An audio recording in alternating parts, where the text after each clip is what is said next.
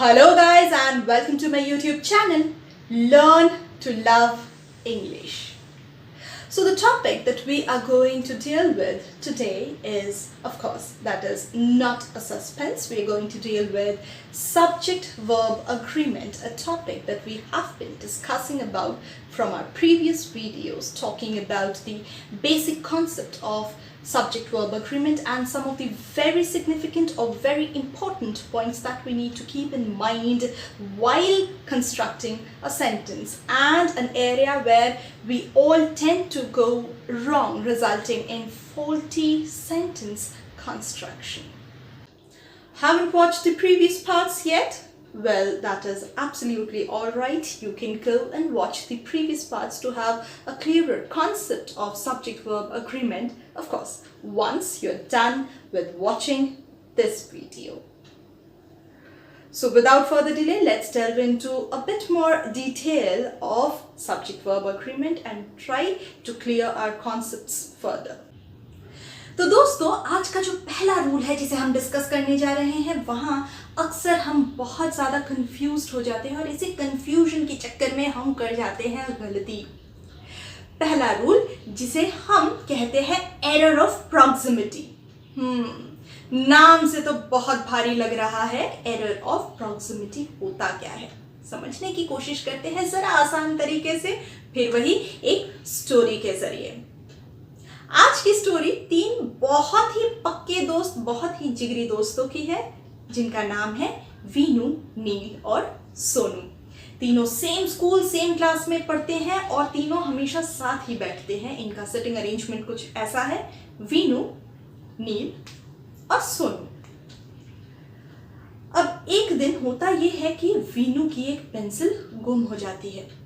बेचारे वीनू की favourite pencil, हर जगह जाकर ढूंढता है वो अपने पेंसिल को, कहाँ चली गई और आखिर उसे लगता है जरूर नील या सोनू में से किसी ने इस पेंसिल को छुपा कर अपने पास रख लिया है ताकि वीनू जरा सा परेशान हो जाए।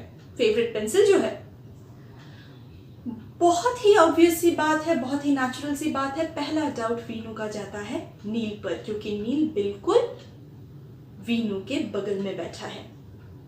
उससे पूछता है, नील मेरा पेंसिल मुझे वापस करो, पर नील के पास तो पेंसिल है ही नहीं।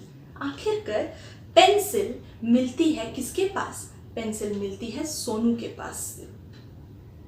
बहुत ही कॉमन स्टोरी है, अक्सर हम अपने स्कूल लाइफ में इन सब चीजों से गुजरते हैं या शायद गुजर भी रहे हैं आप में से कई लोग, राइट? तो ये दोस्त शरारत करते वक्त कई चीजें हमारी छुपा कर रखते हैं, जस्ट जिससे हम थोड़े परेशान हो जाए। तो यहाँ आपको क्या लगता है, पहला डाउट वीनू को नील पर क्यों हुआ? क्योंकि नील बिल्कुल बगल में बैठता है और उसके लिए बहुत ही आसान था इस पेंसिल को उठाना और छुपा कर रख देना।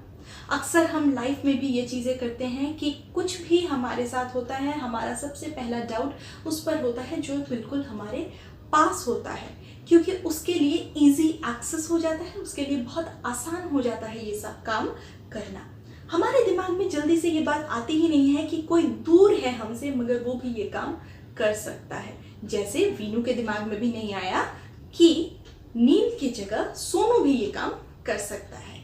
तो जस्ट क्योंकि पास बैठे हैं, इस नियरनेस के लिए, इस क्लोजनेस के लिए हम गलत इंसान पर शक करते हैं और ये हो गया हमारा एरर, यानी हमारी गलती।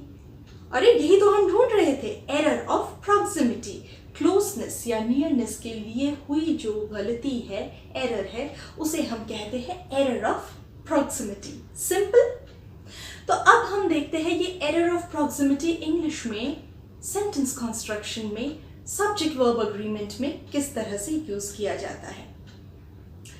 कई बार होता ये है कि सब्जेक्ट जो है उसकी जगह हम किसी और वर्ड को, जो कि सब्जेक्ट जैसा ही दिखता हो और वर्ब के बहुत पास है, उस पर आधार करके उसके अकॉर्डिंगली हम वर्ब लगाते हैं, जो कि हो जाती है गलत।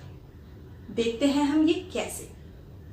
तो स्क्रीन पर आपको दो सेंटेंसेस दिख रहे होंगे। पहला सेंटेंस है the quality of mangoes dash not good, जहां इज या आर में से कोई एक आंसर सही है जो हमें यहाँ यूज करना है। अब यहाँ हमारी टेंडेंसी क्या होती है, जो ब्लैंक है जहाँ वर्ब बैठेगा उसके जस्ट पास में जो एक वर्ड है मैंगोज, मैंगोज जो खुद भी एक नाउन है और ये एक सब्जेक्ट ऑफ द सेंटेंस हो सकता है जो कि प्लूरल में है। प्लूरल देखकर हम बड़ी ही जल्दी डिसाइड कर लेते हैं कि वर्ब हमारा प्लूरल का लगेगा। The quality of mangoes are not good and this answer too is not good. This is not the correct answer. यहाँ पर हमें proximity, nearness पर ध्यान नहीं देना है, हमें ध्यान देना है किस पर, कि subject कौन है, यहाँ बात किसके बारे में की जा रही है। यहाँ बात की जा रही है मैंगोज के क्वालिटी के बारे में, क्वालिटी के बारे में, which is singular. So the quality of mangoes is not good. Similarly, second sentence हम देखते हैं, the states of Gujarat and Maharashtra dash expecting a cyclone. The states of Gujarat and Maharashtra. The states जो कि हमारा है subject of the sentence और the states के वजह से हमारा यहाँ plural verb लग जाएगा are. The states of Gujarat and Maharashtra are expecting a cyclone. तो ये हम देख लेते हैं किस तरह से। Yes, तो क्योंकि हमारे close proximity में फर्स्ट सेंटेंस में था मैंगोज प्लूरल, तो हम अक्सर एरर ऑफ प्रॉक्सिमिटी कर देते हैं यानी गलती कर देते हैं। लेकिन यहाँ खेल अगेन एंड अगेन सेम चीज वहां रिपीट हो रही है कि यहाँ खेल है सिर्फ सब्जेक्ट ऑफ द सेंटेंस को अच्छी तरह से पहचानना, जिसके बारे में सेंटेंस में बात की जा रही है। अगर वो सिंगुलर है तो ही वर्ब सिंगुलर आएगा और अगर वो प्लूरल है तो वर्ब आ जाएगा हमारा प्लूरल। तो यही है हमारा पहला रूल, एरर ऑफ प्रॉक्सिमिटी। तो दोस्तों अब चलते हैं आज के सेकेंड रूल पर, जिससे रिलेटेड इतने सारे डाउट्स और इतने सारे कंफ्यूजन्स होते हैं कि यहां तो हम गलती कर ही जाते हैं। ये रूल है रिलेटेड टू ऑल। अब ये जो वर्ड है ऑल, इससे रिलेटेड इतने सारे कंफ्यूजन्स इसलिए होते हैं क्योंकि ये ऑल से जो सेंटेंसेस आते हैं ये कई बार सिंगुलर और कई बार प्लूरल दोनों में यूज होते हैं। अब सोचने वाली बात ये है कि कब इसे सिंगुलर और कब इसे प्लूरल वर्ब यूज करना होता है। तो देखते हैं दो सेंटेंसेस, ऐसे सेंटेंसेस जो बहुत कॉमन है, जो हम एवरीडे लाइफ में यूज करते हैं, और वही देखेंगे जहां ऑल एक जगह हम सिंगुलर फॉर्म में यूज कर रहे हैं, वही दूसरी जगह हम प्लूरल यानी बहुवचन में यूज कर रहे हैं। पहला sentence, how is everything going, जिसका आंसर है ऑल इज वेल। वेल, अब ये सेंटेंस तो हम सभी को पता है, थ्री इडियट्स का बहुत ही फेमस सेंटेंस है, ऑल इज वेल। अब यहां ऑल के बाद इज क्यों आया, राइट? तो यहां ऑल का मतलब है एवरीथिंग, सब कुछ, सब कुछ रिलेटेड टू दैट पर्सन। अगर मैंने कहा ऑल इज वेल यानी मेरे रिलेटेड जो भी चीजें हैं वो सारी चीजें ठीक है, बढ़िया है, राइट? तो यहां मेरे रिलेटेड है, मेरे यानी मैं सिंगुलर हूं, इसलिए ऑल इज वेल। अब सेकेंड सेंटेंस में जाते हैं। सेकेंड सेंटेंस में, हाउ आर योर फ्रेंड्स, आपके दोस्त कैसे हैं? All are well. अरे पहले सेंटेंस में हमने कहा ऑल इज वेल, अब दूसरे सेंटेंस में क्या कह रहे हैं? All are well. क्यों? क्योंकि यहां ऑल यानी सभी दोस्त यानी ऑल ऑफ देम, सभी के सभी बढ़िया हैं, यानी all of them are well, right? तो यहां जब भी किसी सेंटेंस में आपको ऑल दिखेगा तो आपको बहुत ही सिंपल तरीके से इसको ये समझना है कि सेंटेंस का मीनिंग क्या है। अगर आपको ये ऑल वाले सेंटेंसेस में मुश्किल हो रही है तो बहुत आसान तरीका है, इसे आप ट्रांसलेट कर लीजिए अपने मदर टंग में, या जिस भाषा में आपकी पकड़ ज़्यादा अच्छी है उस लैंग्वेज में आप इसको ट्रांसलेट कीजिए और ये समझने की कोशिश कीजिए कि ये कहना क्या चाह रहा है, किसके बारे में, और जिसके बारे में कह रहे हैं वो कितने संख्या में है, कितने नंबर्स में है, एक है या बहुत ज़्यादा है या एक से ज़्यादा है, राइट?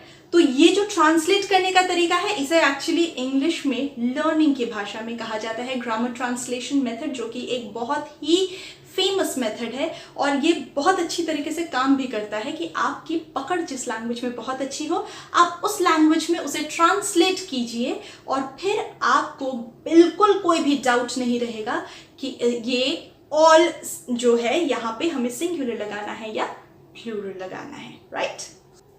अब आ जाते हैं आज के तीसरे रूल में, जो है about collective noun. Collective noun यानी जहाँ पर कई सारी चीज़ें या कई सारे लोगों को एज वन होल हम बात करते हैं, इसे हम कलेक्टिव नाउन कहते हैं, राइट?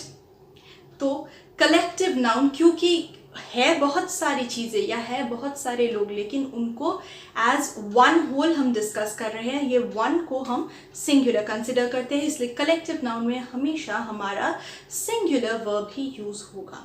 जैसे दो सेंटेंसेस देखते हैं। पहला सेंटेंस क्या कहता है? The flowers are beautiful. बहुत सारे फूल है, फ्लावर्स, तो फ्लावर्स है, प्लूरल है, तो द फ्लावर्स आर ब्यूटिफुल। लेकिन वही सेकेंड सेंटेंस क्या कहता है? The bouquet is beautiful. The bouquet is beautiful.